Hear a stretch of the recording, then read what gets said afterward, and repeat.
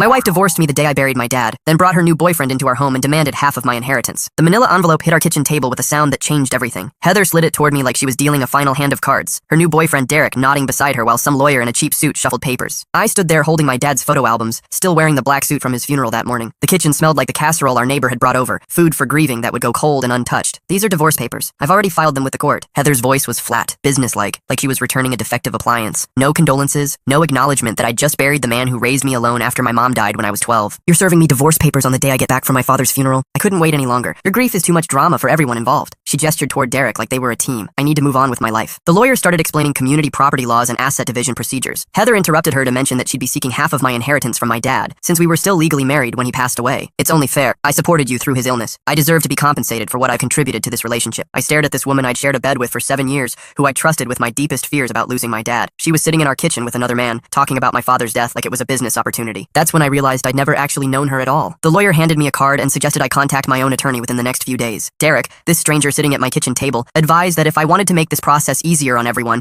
I should consider agreeing to Heather's terms rather than fighting them in court. They left me sitting alone with divorce papers and the sound of my dad's voice in my head, asking me to take care of Heather and give her his love. The next morning I woke up in our guest bedroom, since Heather had apparently moved back into our house while I was at the funeral. She was making coffee in the kitchen like nothing had happened, humming some tune I didn't recognize. We need to talk about logistics, she said without looking at me. Derek thinks it would be better if you stayed somewhere else while we sort out the legal details. Derek thinks? I poured myself coffee from the pot she'd made. This is my house too. Actually, it's going to be complicated. My lawyer says the mortgage payments might factor into the asset division, especially with the inheritance money coming in. She had it all figured out. The timeline, the legal strategy, the financial calculations. While I'd been sitting vigil in a hospital room, she'd been planning how to maximize her profit from my dad's death. I grabbed my laptop and drove to a coffee shop across town, needing space to think and make phone calls without her listening to every word. I called my brother-in-law Justin, married to my dad's younger sister. She what? Justin's voice cracked through the phone. Jesus, she served you papers at the funeral? The day I got back, she was sitting in our kitchen with her lawyer and some guy named Derek. Derek who? How long has this been going on? That's when Justin told me something that made my stomach drop. Heather had called him 3 weeks before my dad died, asking casual questions about inheritance laws and whether assets received during marriage were considered community property. She'd been researching her exit strategy while my dad was dying in hospice care, which is how I ended up sitting in that coffee shop parking lot with a dead phone and a shaking hand, realizing my wife had been planning to rob me blind since before my father was even buried. Here's what that day was supposed to look like. I was supposed to drive home from the small mountain town where my dad had lived his entire life. Population maybe 3,000. I was supposed to have a quiet evening with my wife, maybe look through the photo albums together, share stories about the man who'd walked her down the aisle at our wedding because her own father had passed years earlier. My dad had been battling pancreatic cancer for 2 years. I'd been making the drive every other weekend to help him with doctor appointments, yard work,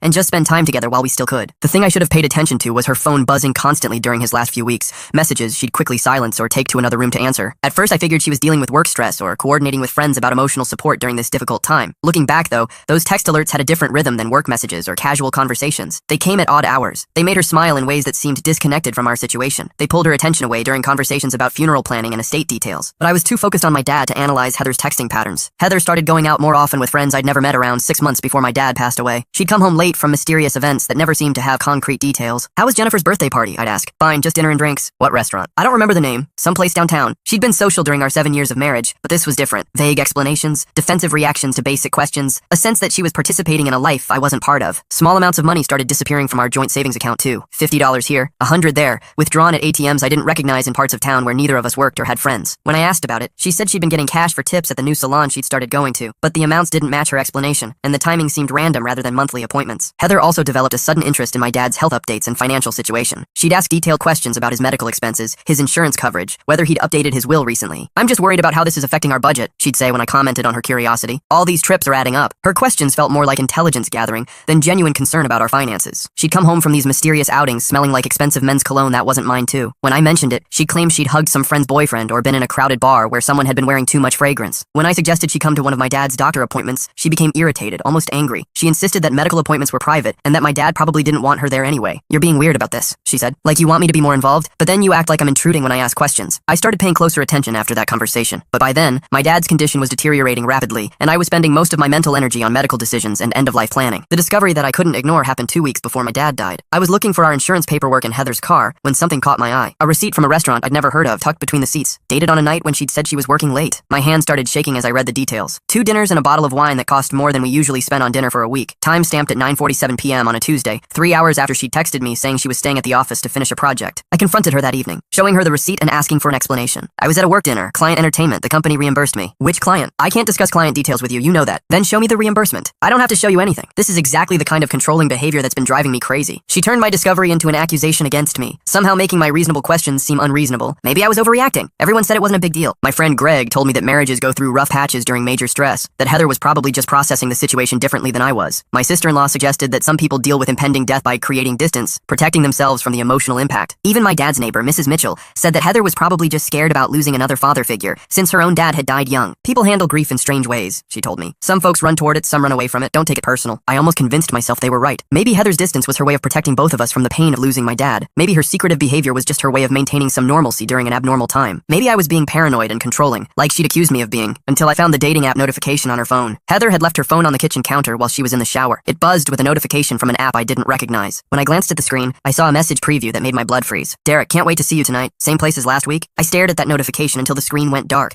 trying to convince myself there was some innocent explanation. Maybe Derek was a coworker. Maybe it was about a group event. Maybe I was misunderstanding the context. But I wasn't misunderstanding anything. When Heather came out of the bathroom, I handed her the phone without saying anything. She looked at the screen, saw that the notification had been viewed, and immediately went on the attack. You were going through my phone? It was sitting right there, the notification popped up. That's an invasion of privacy. I can't believe you'd violate my trust like that. Who's Derek? He's a friend from work. We're planning a surprise party for someone in my department. What kind of surprise party requires meeting at the same place as last week? I don't have to explain every detail of my social life to you. This paranoid jealousy is exactly why I need space to figure out what I want. Again, she'd flipped my legitimate concern into evidence of my character flaws, but this time I didn't back down. I waited until she left for one of her mysterious evening events. Then I did something I'd never done in 7 years of marriage. I logged into our cellular account online. What I found made me physically sick. Months of text messages and phone calls with Derek's number, starting in March and increasing in frequency through the summer. Hundreds of messages, some sent at midnight or later, others during work hours when she should have been focused on her job. I printed out 3 months of phone records and highlighted every interaction with Derek's number. The pattern was undeniable. This wasn't casual friendship or work collaboration. This was constant communication with someone who had become central to her daily life. The records also showed something that broke what was left of my heart. She'd been texting and calling Derek during my dad's final weeks, including the day he was admitted to hospice care and the night he died. While I was holding my father's hand as he took his last breath, she was sending messages to another man. I photographed the dating app notification before it could disappear, made copies of the phone records and stored them in a safe deposit box at our bank, started keeping a journal of her comings and goings, noting discrepancies between her stated plans and her actual behavior. But I needed more than phone records to prove what was really happening. The next test came when I called her office pretending to be a delivery driver with a package for her. The receptionist told me that Heather had left early that day for a dentist appointment, but Heather had texted me that she was working late and wouldn't be home until after 9. I drove to her office parking lot and confirmed that her car wasn't there. Then I drove to the restaurant where I'd found that expensive dinner receipt. When I pulled into the parking lot, my stomach dropped. Her car was parked right out front. Through the window, I saw her laughing over wine with a man I didn't recognize. Derek, presumably, while I thought she was stuck at work dealing with deadlines. I took photos of her car in the parking lot,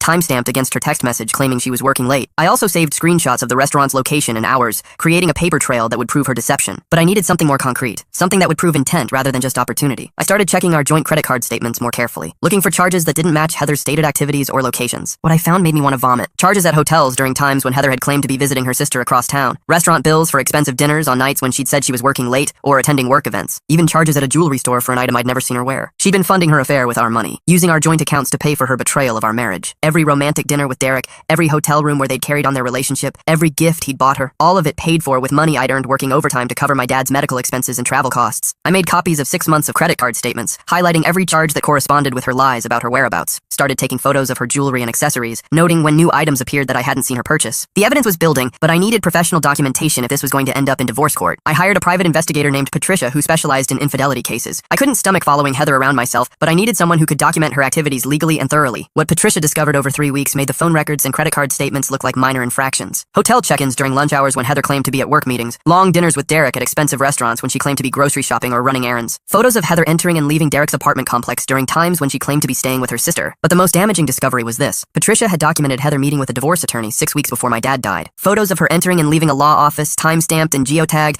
proving that she'd been planning her exit strategy while I was focused on my father's declining health. The investigator's report included witness statements from restaurant staff who recognized Heather and Derek as regular customers, hotel records showing multiple bookings under Derek's name with Heather listed as his companion, even parking tickets that placed Heather's car at Derek's apartment complex during times when she claimed to be elsewhere. Patricia's report painted a complete picture of systematic deception spanning 8 months. Heather hadn't just been having an affair, she'd been living a completely separate life, funded by our joint finances, while I was spending my savings and vacation time caring for my dying father. And that's when I realized she wasn't just betraying me, she was trying to erase my dad's memory too. That's when the blowback started. Heather's behavior toward me grew increasingly hostile as I asked more questions and paid closer attention to her comings and goings. She started accusing me of being obsessive and controlling, claiming that my suspicions were evidence of my deteriorating mental state. "You're becoming paranoid," she told me one evening when I asked why she'd come home 3 hours later than expected. "This obsession with tracking my every move is unhealthy. Maybe you should talk to someone about your grief issues." She began making comments to mutual friends about my erratic behavior and unhealthy obsession with her activities. Friends started calling to check on me, expressing concern about how I was handling my dad's illness and the stress it was putting on my marriage. Heather also started working longer hours, or claiming to, staying at the office until 8 or 9 most nights, and leaving early on weekend mornings for work projects that never seemed to have clear objectives or endpoints. She was systematically reducing the amount of time we spent together, making it harder for me to track her actual activities. Her physical behavior toward me changed too. No more casual touches, goodbye kisses, or shared meals. She moved through our house like I was a roommate she barely tolerated rather than her husband of 7 years. Our bedroom became a cold, silent space where we slept on opposite sides of the bed without speaking. Most cruelly, she started using my dad's condition as a weapon against me. She'd make comments about how my obsession with his medical care was affecting my judgment, how my frequent trips to visit him were unhealthy, how my grief was making me impossible to live with. "You care more about a dying man than your living wife," she said during one particularly vicious argument. "It's like you want him to die so you can play the grieving son and get sympathy from everyone." She was rewriting the narrative of our relationship, positioning herself as the victim of my emotional instability rather than the perpetrator of systematic deception and betrayal. 2 weeks before my dad died, Heather announced that she needed space to figure out what she wanted from our marriage. She said she was going to stay with her sister across town for a few weeks while she decided whether our relationship was worth saving. "I can't handle being around all this negative energy," she explained while packing a suitcase. "Your grief is affecting my mental health, and I need to take care of myself." I was devastated but tried to be understanding, still believing at that point that our problems were related to the stress of my dad's illness rather than her calculated betrayal. "Take all the time you need," I told her. "I love you, and I want us to work through this." She just nodded and said she'd call me in a few days, but she didn't call. Instead, she used her absence from our house to spend more time with Derek while maintaining the fiction that she was at her sister's place processing her feelings about our marriage. When my dad took his final turn for the worse, I called Heather from the hospital parking lot. I needed her support more than I'd ever needed anything in my life. I left a voicemail explaining that my dad was dying and that I didn't want to face this alone. She texted me back 6 hours later saying she was sorry to hear about my dad's condition, but that she couldn't handle being around all that emotional intensity right now. She said she'd call me after everything was over. I read that text message while sitting in a hospital chair next to my unconscious father. I felt something break inside me that I didn't know could break. My dad passed away on a Friday morning at 6:23 a.m. I was holding his hand, alone in a sterile hospital room that smelled like disinfectant and dying flowers from previous visitors. The last thing he said to me, 2 days earlier when he was still lucid,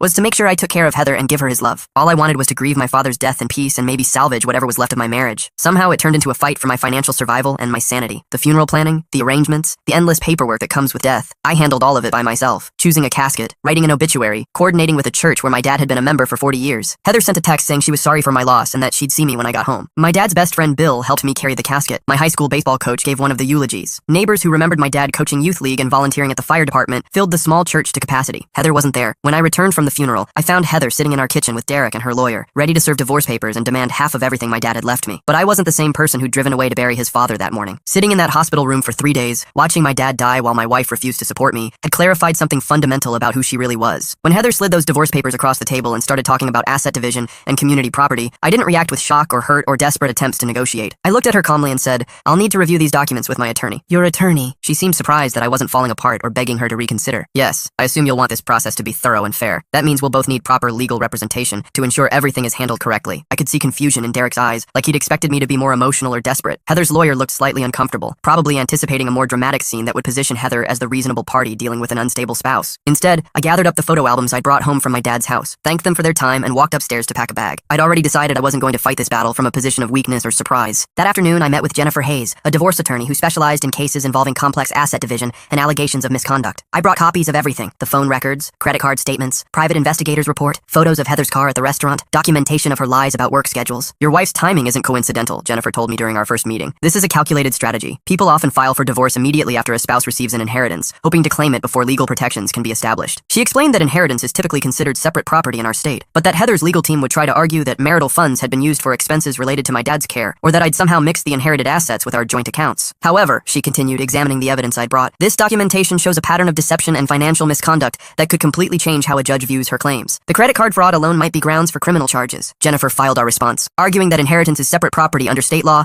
and that Heather's claims had no legal merit. We also requested full financial disclosure from both Heather and Derek, since their relationship had begun during our marriage and might involve assets that belonged to me. We included Patricia's report as evidence that Heather had been planning the divorce while actively deceiving me about her activities. We filed a counterclaim seeking restitution for all the money she'd stolen from our accounts and demanding that she be held responsible for any debts she'd accumulated in my name. Heather's response was swift and vicious. Her legal team filed a restraining order against me, claiming that my investigation into our finances constituted harassment, that I'd been stalking her by driving past places where she worked or spent time. The restraining order was clearly tactical, designed to make me look unstable and potentially dangerous in front of a family court judge, but it also meant that I couldn't go to half the places in our town without worrying about accidentally violating a court order. I had to find a new grocery store, a new gas station, a new new route to work. Simple errands became complicated calculations about whether I might accidentally end up somewhere that Heather could claim I was violating the order. The psychological effect was brutal. I felt like I was being punished for grieving. Like my sadness about losing my dad was being used as evidence that I was somehow dangerous or unbalanced. Heather also started spreading stories around town about how I'd become obsessed with her new relationship, how I was trying to destroy her life out of spite. People who didn't know the full situation began treating me differently, like I was the bitter ex-husband who couldn't let go. The social isolation was almost worse than the legal battle. I'd lost my father, my wife,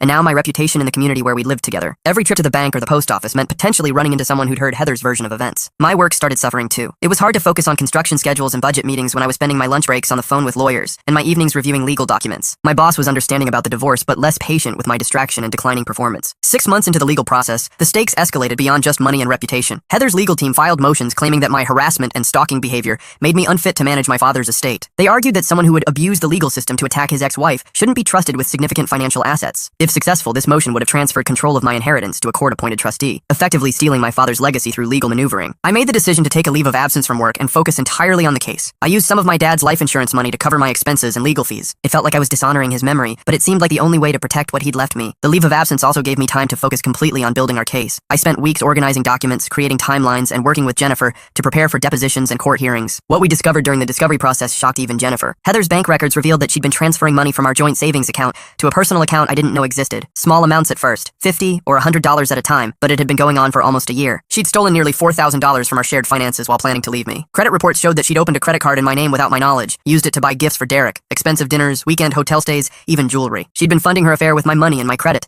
accumulating debt that I would be responsible for if we didn't fight it in court. Derek's financial records showed that he'd been paying for expensive vacations and gifts for Heather, including a weekend trip to wine country that had happened while my dad was in hospice care. She told me she was visiting her college roommate that weekend. But the most devastating discovery came when we found emails between Heather and her sister discussing her plans to leave me. Messages dated from more than 2 years earlier, long before my dad's diagnosis. Messages showing her complaining about our marriage and researching divorce lawyers. Her entire story about needing space to figure things out was a lie. About my grief being too much for her to handle. About not being able to support me through my dad's illness. All of it was fiction designed to position herself for a better divorce settlement. She hadn't left me because I was grieving. She'd been planning to leave me for years and had simply waited for the most advantageous moment to execute her plan. The text message evidence was even worse. Detailed conversations between Heather and Derek about waiting for the right time to file for divorce. Discussions about my dad's health and how his death might affect their timeline for going public with their relationship. In one message from 2 weeks before my dad passed, she'd written to Derek, "Once the old man dies, I'll have leverage to get a better settlement. Just need to wait for the money to clear." My dad wasn't even a name to her. He was the old man whose death represented a financial opportunity. We also discovered that Heather had been researching my father's assets and health condition online, using public records and social media to track his medical appointments and financial situation. She'd been planning her divorce strategy based on information about my dad's condition that I'd shared with her in confidence. Most disturbing of all, we found evidence that she'd hired her own private investigator to follow me, to gather information about my visits to my father. The investigator's report included detailed notes about my dad's house, his car, his daily routines, and his apparent health status. Heather hadn't just been planning to leave me. She'd been conducting surveillance on my dying father to better position herself for a divorce settlement. After that, everything shifted. During my deposition, Heather's lawyer spent 4 hours questioning me about every conversation I'd had with my dad about money, every dollar I'd spent visiting him, every decision I'd made about his medical care. They were trying to build a case that I'd somehow influenced him to leave me everything, that my inheritance was the result of manipulation rather than a father's love. Did you ever discuss your wife's financial needs with your father? Of course, he cared about our future together. Did you tell him that Heather would benefit from any inheritance you received? He knew we were married. He assumed we'd share whatever he left me. So you did discuss the inheritance with him. I discussed our plans for the future, yes. Did you encourage him to leave you more money than he might have otherwise? Sitting in that conference room, answering invasive questions about the most painful period of my life, while Heather sat across from me taking notes with her lawyer, I realized what was really happening. She wasn't just trying to take my money. She was trying to destroy my memory of my relationship with my dad. Every question was designed to suggest that I'd been manipulating a dying man for financial gain, that my grief was somehow calculated, that my love for my father had been contaminated by greed. That's when something fundamental shifted in me. I stopped being hurt and started being angry. After the deposition, I told Jennifer to stop trying to negotiate a settlement and start fighting back as aggressively as possible. I want to expose everything, I told her. Every lie, every theft, every manipulation. I don't care what it costs. Jennifer smiled for the first time since I'd met her. Now we're talking. We filed counter motions requesting Heather's complete financial records going back 5 years, including her income, expenses, and any gifts or support she'd received from Derek or anyone else during their affair. We subpoenaed her employer's records to verify her claimed work schedule during the times she'd said she was at work events. We also filed for sanctions against Heather's legal team for the frivolous harassment claims, for attempting to use false allegations to gain advantage in the divorce proceedings. If she wanted to make this about money and dishonesty, we were going to expose exactly how dishonest she'd been about money. The counter-discovery process took 3 months and revealed a level of deception that shocked even Jennifer. Heather's employer confirmed that there had been no work events on most of the nights she'd claimed to be out for professional reasons. She'd been lying about her whereabouts for almost a year. We found evidence that Heather and Derek had been living together in his apartment for months, while she maintained the fiction of staying with her sister. Utility bills and lease agreements showed that she'd been listed as a resident at his address since 2 months before my dad died. Bank records revealed that Derek had been supporting Heather financially throughout their relationship, paying her car insurance, cell phone bills, and even contributing to her personal spending money. She'd been essentially married to him while still legally married to me, using his financial support to maintain her lifestyle while planning to take half of my inheritance. But the most damaging discovery was this. Heather had been in contact with multiple divorce attorneys over a period of 18 months, shopping around for the best strategy to maximize her settlement. Email correspondence showed detailed discussions about timing, asset protection, and strategies for portraying me as an unfit or unstable spouse. One attorney had advised her to document any instances of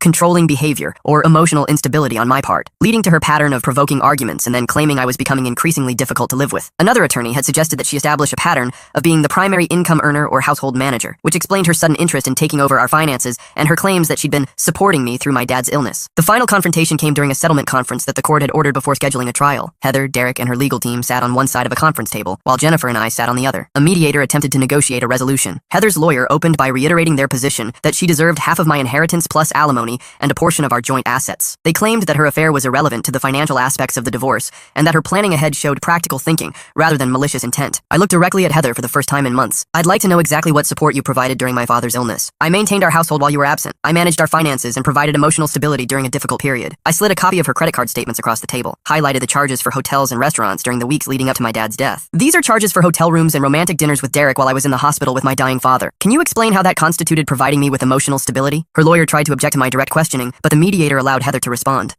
I needed support too. You weren't available to meet my emotional needs. I placed a copy of the text message where she'd referred to my dad as the old man, whose death would give her leverage for a better settlement. And this message to Derek, where you discussed waiting for my father to die so you could get more money, was that also about meeting your emotional needs? Heather's face went white. Her lawyer hadn't seen that particular piece of evidence. It was clear from his expression that it changed his assessment of their legal position. The mediator reviewed the documents I'd presented, along with the private investigator's report, the evidence of credit card fraud, and the proof that Heather had been living with Derek while claiming to need space to work on our marriage. Mrs. Heather, he said finally, given the evidence of misconduct and deception presented here, I have to advise you that pursuing your current claims could result in significant financial consequences for you, including potential criminal charges and liability for attorney fees. The room fell silent. Derek, who had been nodding supportively throughout Heather's lawyer's opening statement, suddenly looked uncomfortable and distant. Heather's lawyer asked for a brief recess to discuss options with his client. When they returned 20 minutes later, their position had completely changed. We're prepared to offer a settlement, her lawyer announced. Ms. Heather will relinquish all claims to the inheritance and joint assets, take responsibility for the debts accumulated in Mr. Name's name, and pay restitution for funds inappropriately taken from joint accounts. Jennifer and I had discussed this possibility, but I hadn't expected such a complete capitulation. I looked at Heather,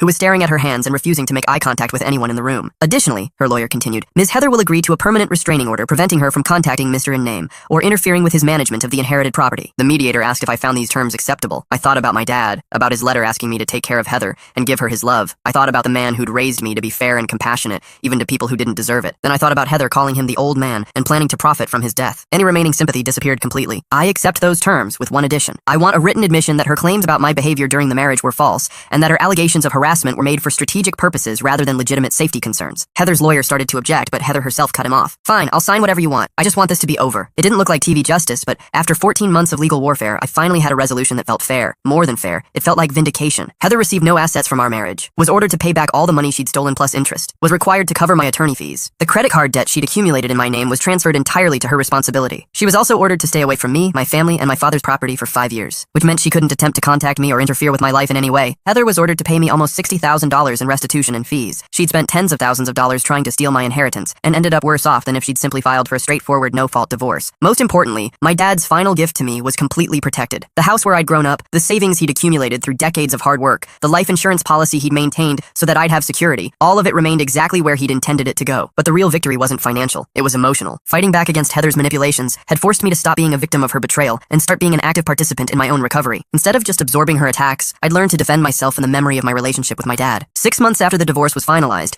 I made the decision to move back to my hometown and live in my dad's house. The suburban life that Heather and I had built together felt hollow, now that I understood how little of it had been real. My dad's house needed significant work, new roof, updated plumbing, fresh paint throughout, but it felt like home in a way that nowhere else had since he'd died. I could walk through rooms full of memories of him, tend the garden he'd loved, sit on the porch where we'd had our last real conversation before he got too sick to talk much. I quit my project management job and started a small construction business, using skills my dad had taught me and connections I'd made over the years. Working with my hands, building things that would last, felt more meaningful than managing other people's projects for a corporate salary. Living in my hometown also meant I was closer to the friends and extended family who'd known my dad, who could share stories about him that helped keep his memory alive in ways that went beyond just missing him. Bill, my dad's best friend, became a regular dinner companion. He'd bring over groceries and we'd cook together, sharing stories about my dad dad's younger days that I'd never heard. Mrs. Mitchell would stop by with baked goods and updates on neighborhood gossip that my dad would have found amusing. I also started attending grief counseling, something I probably should have done immediately after my dad died but had been too distracted by the divorce to pursue. The therapist helped me separate my grief about losing my father from my anger about Heather's betrayal. They'd become tangled together in ways that made both harder to process. Grief and betrayal are different kinds of pain, she told me, but when they happen simultaneously, people often try to resolve them both the same way. You can't fight your way through grief the way you fought through your divorce. Learning to grieve properly, without the complication of legal battles and financial stress, helped me understand how much my dad's death had actually affected me. The sadness I'd been avoiding while fighting Heather finally had space to exist without being weaponized against me. 8 months after moving back home, I met Lisa at a grief support group in the next town over. She'd lost her mother 2 years earlier to breast cancer and understood the complicated emotions that come with losing a parent to a long illness. She also understood why trust didn't come easily for me anymore. Her own divorce, finalized just before her mother's death, had taught her about people who see crisis as opportunity. Our relationship developed slowly, built on honesty about our respective damage and shared experience with loss. We'd meet for coffee after support group meetings, take long walks where we could talk without the pressure of romantic expectations. Gradually, we discovered that we enjoyed each other's company beyond just shared trauma. She never pressured me to get over what Heather had done or to move faster than felt comfortable. She'd been through her own version of betrayal during grief and knew that healing happens on its own timeline. The hardest part, she told me one evening as we sat on my dad's porch watching the sunset, was learning that some people's sympathy is really just curiosity. They want to hear about your pain, but they don't want to help you carry it. How do you tell the difference? The people who really care about you ask how you're doing today, not what happened back then. They're more interested in your recovery than in your story. Lisa asked about my recovery. She wanted to know what helped me sleep better, what made me laugh, what I was looking forward to. She treated my healing like something that mattered more than my history. 1 year after we met, I asked her to move in with me, not because I was lonely or trying to replace what I'd lost with Heather, but because I'd rediscovered what it felt like to be with someone who actually liked me as a person. We spent months planning how to blend our lives without rushing into anything that felt like repetition of past mistakes. She kept her own apartment for 6 months after officially moving in, just so we both knew she was choosing to be there rather than settling for convenience. 2 years after moving back home, I proposed to Lisa in my dad's garden, using my grandmother's ring that my dad had saved for me. It felt right to start this new chapter in the place where my dad had taught me about love and commitment and taking care of the people who matter to you. The wedding was small, held in the backyard where my dad had hosted every family barbecue and birthday party of my childhood. His absence was still painful, but his presence was everywhere. In the oak tree he'd planted when I was born, in the flower beds he'd tended for 30 years, in the stories that everyone shared about him. Bill walked Lisa down the aisle, since both our fathers were gone. Mrs. Mitchell made the wedding cake using my dad's favorite recipe for chocolate frosting. The local pastor who'd conducted my dad's funeral service performed our ceremony, connecting the end of one chapter with the beginning of another. Heather sent a card congratulating us on our marriage. I handed it to Lisa without opening it, and she threw it away without asking what it said. 3 years after the wedding, we had our first child, a daughter we named Grace after my dad's mother. As I held her in the hospital room, I thought about the kind of father I wanted to be, the kind of values I wanted to pass on to her. I thought about my dad, who'd raised me to believe that family meant showing up for each other no matter what, who'd worked 2 jobs to give me opportunities he'd never had, who'd faced his own death with dignity while worrying about whether he'd prepared me well enough for life without him. He'd prepared me better than either of us had realized. The hardest year of my life had taught me lessons about resilience, integrity, and the difference between people who love you and people who use you. Last month, I got a call from Jennifer. Heather was filing for bankruptcy and trying to discharge the restitution she owed me as part of our divorce settlement. She'd apparently spent the last few years living beyond her means with a series of boyfriends, accumulating debt that she couldn't repay. Jennifer asked if I wanted to fight the bankruptcy discharge, which would require more legal fees and time. I thought about it for about 10 seconds before telling her to let it go. I didn't need Heather's money. I had my dad's house, a business I'd built with my own hands, a marriage based on actual trust and communication. Most importantly, I'd learned to stop letting her have any power over my emotional well-being. Some nights, when I'm rocking Grace to sleep in the nursery I built in what used to be my childhood bedroom, I tell her about her grandfather and the lessons he taught me, about the importance of showing up for people you love, about the difference between temporary problems and permanent values. I tell her that someday, people might try to take advantage of her kindness or use her pain against her. That trust is precious precisely because it can be broken, and that the goal isn't to never get hurt, but to never let hurt turn you into someone you wouldn't respect. Most importantly, I tell her that the people who truly love you will be there during your worst moments, not planning how to profit from them. And on quiet evenings when Lisa is working late and Grace is sleeping peacefully, I sit on my dad's porch and think about how proud he would be of the life I've built from the ashes of the worst thing that ever happened to me. Heather thought she was taking everything when she served me those divorce papers on the day I buried my father. Instead, she'd given me the chance to discover that I was stronger than I'd ever imagined. The inheritance she tried so hard to steal was never really about money. It was about the values, the character, and the love that my father had spent 32 years building in me. And that was something no divorce lawyer could ever touch. Thanks for watching. Don't forget to subscribe, like, and drop your favorite part in the comments. See you in the next one.